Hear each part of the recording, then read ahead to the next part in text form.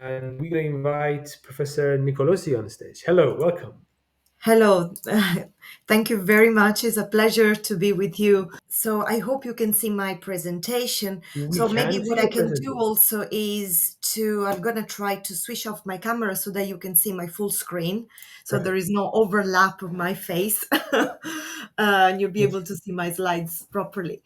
Great. Um, so today I'm going to talk about my research on two-dimensional nanomaterials inks for printed devices.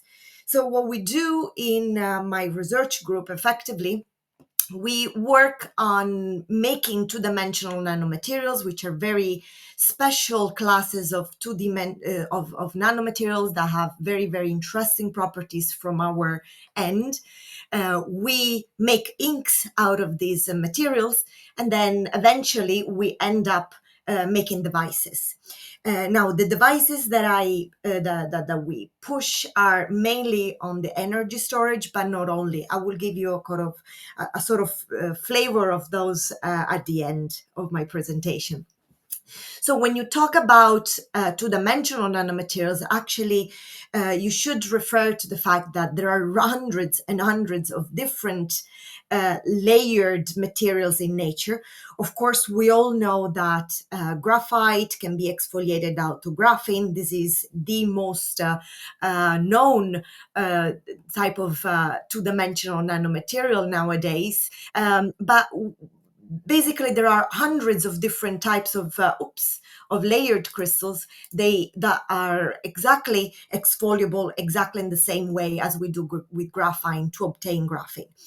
The beauty of this is that when you change the chemical structure and you change the coordination of these atomic species, then eventually you actually end up changing the properties of these materials.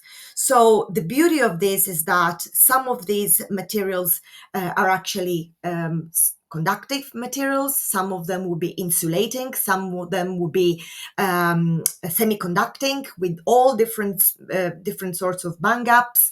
Some of these materials will be optically very interesting because they would end up having very interesting optical properties, mechanical properties that are very, very different across, from brittle to mechanically very strong materials. So the beauty is that changing material, we have the chance to put in dispersion and effectively to eventually to make inks of many, many different types of building blocks. And then what we do is we use these properties to actually pick and choose the materials we want in our devices so that we can effectively play Lego at the nanoscale. We pick the building blocks that we want for our devices. The way we make inks is actually very, very straightforward. Actually, from the way, for example, graphene was discovered, it was a very, very simple technique, not very scalable as such. A layered crystal was taken, and then Scotch tape was used to delaminate graphite to obtain graphene. This is certainly not our method. You can use specific solvents, you can use cavitation, so ultrasound, shear resisting force to actually cause this delamination. You can use intercalation, which end up eventually changing the chemical properties of the materials as such. So our methodology effectively, it's very, very straightforward. We developed it more than 10 years ago. We use sonication assisted liquid phase exfoliation. So the method actually implies taking the raw material, graphite flakes in the photo here, but then you can actually take any other layered crystal in bulk form. We pick and choose appropriate solvents that have good compatibility with these materials. And then I will actually explain how it works a little bit more later.